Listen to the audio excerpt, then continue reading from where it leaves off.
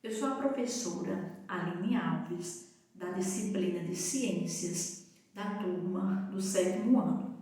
Nessa aula, nós iremos estudar a atmosfera.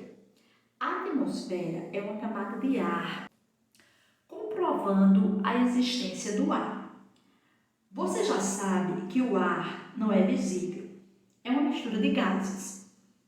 Mas que evidências podem ser observadas sobre a existência do ar, sendo ele invisível? Mesmo que não possamos ver, quando nos abanamos com um leque, por exemplo, temos a sensação de algo tocando a nossa pele, de um modo muito leve, mas, na verdade, o que colide contra a nossa pele são as partículas que compõem o ar. Dessa maneira, mesmo sem vê-lo, podemos perceber que o ar existe. Uma evidência da existência do ar pode ser obtida por meio de um experimento muito simples. É esse experimento que eu estou mostrando aí a vocês na imagem. Inicialmente, amassamos um pedaço de papel e o colocamos no fundo de um copo transparente. Em seguida, mergulhamos o copo verticalmente e de boca para baixo em uma bacia com água. Ao retirarmos o copo, podemos perceber que a água não molhou o papel. Mas por que o papel continua seco? O ar que existe dentro do copo impede que a água entre nele e molhe o papel. O ar que não conseguimos enxergar está ocupando um espaço entre a água e o papel. Outra maneira de comprovarmos a existência do ar é o vento. O vento é o ar em movimento. O vento, ele pode soprar em várias direções. Saber sua direção é muito importante, principalmente nos aeroportos. Essa informação é importante para que os controladores aéreos possam orientar os pousos e as decolagens das aeronaves com segurança. Para isso, nos aeroportos é utilizado um aparelho chamado de biruta. É esse aparelho aí que vocês estão vendo na imagem. Para a aviação, conhecer a velocidade do vento é tão importante quanto conhecer a sua direção. A velocidade do vento ela pode ser medida por um aparelho chamado de anemômetro, como vemos aí na imagem. A rapidez com que as semi-esferas do anemômetro giram serve para indicar a velocidade do vento. Na base do aparelho existe um velocímetro para registrar esse valor. A atmosfera. A atmosfera, como nós vimos, é a camada de ar que envolve o nosso planeta. Os gases que formam a atmosfera são o nitrogênio, que é o gás mais abundante, com cerca de 78%, o oxigênio, cerca de 21%, o gás carbônico e gases nobres e vapor de água com 1%. O gás nitrogênio. O gás nitrogênio é um elemento que entra na constituição de duas moléculas orgânicas importantes para os seres vivos, as proteínas e os ácidos nucleicos. Algumas bactérias e algas usam o gás nitrogênio do ar e com isso formam nitratos, substâncias que se fixam nas raízes das plantas leguminosas, como feijão, lentilha, ervilha e soja, chegando até os consumidores. O O gás oxigênio. O gás oxigênio é denominado comburente pelo fato de ser necessário para que ocorra a queima de um certo combustível. A queima, gente, na ciência é chamada de combustão. A maioria dos seres vivos, plantas inclusive, necessitam do gás oxigênio para respirar. Esse gás é importante na extração de energia dos alimentos em nosso organismo, que é fundamental para a nossa sobrevivência. Isso porque o O2, o oxigênio, participa da queima dos alimentos, ou seja, da quebra dos alimentos. O gás carbônico impede a queima de material combustível, é fundamental para a vida, pois com ele os vegetais realizam a fotossíntese e produzem o seu alimento.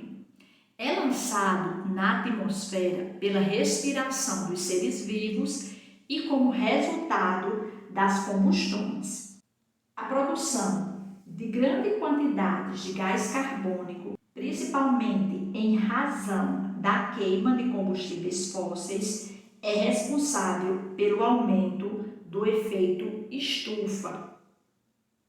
O gás carbônico também pode ser usado em indústrias de bebidas, principalmente na produção de água gaseificada e de refrigerantes. O gás carbônico, ele também pode ser chamado de dióxido de carbono. A radiação solar. Bom, gente, sem a atmosfera não existiria vida como a conhecemos hoje. É da atmosfera que os seres vivos, em geral, retiram o gás oxigênio para a respiração e as plantas retiram o gás carbônico para a fotossíntese. A atmosfera também é responsável por amenizar os efeitos dos raios solares. A presença da atmosfera é fundamental para impedir que a Terra perca energia térmica para o espaço.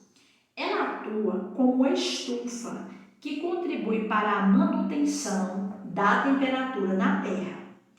É por essa característica que se fala em efeito estufa. Graças a isso, a temperatura média do planeta é cerca de 14 graus Celsius.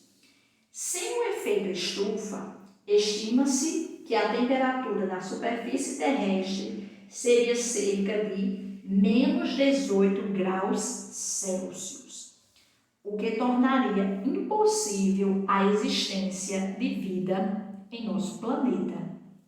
No entanto, o aumento da concentração de alguns gases, como o gás carbônico, tem intensificado o efeito estufa. Essa alteração de temperatura pode estar relacionada com o aumento da quantidade de gás carbônico emitido na atmosfera, principalmente pela queima de combustíveis fósseis. A intensificação do efeito estufa pode ser prejudicial para a vida na Terra. Camadas da atmosfera. Nós iremos começar a estudar as camadas pela troposfera. É a camada onde vivemos, onde se estende por aproximadamente 15 quilômetros de altura a partir do nível do mar. É nessa camada que se encontra a maior quantidade de ar. Na troposfera estão localizadas as nuvens e nela ocorrem todos os fenômenos relacionados ao clima, como chuvas, tempestades, relâmpagos, furacões, neve e etc. Estratosfera.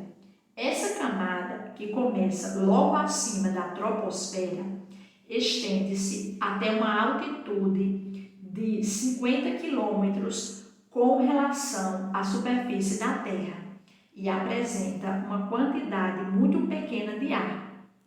Na estratosfera praticamente não existem nuvens nem tempestades, o que a torna muito estável. No seu limite superior está a camada de ozônio. A camada de ozônio retém uma parte dos raios ultravioleta provenientes do Sol. Sem essa camada, seria muito maior a quantidade de raios que atingiria a Terra, o que provocaria muitos danos aos seres vivos, como o aumento da ocorrência de câncer de pele em seres humanos e em outros animais. Mesosfera. A mesosfera é a camada central da Terra e tem cerca de 30 quilômetros de espessura. Nela, a temperatura diminui com a altitude.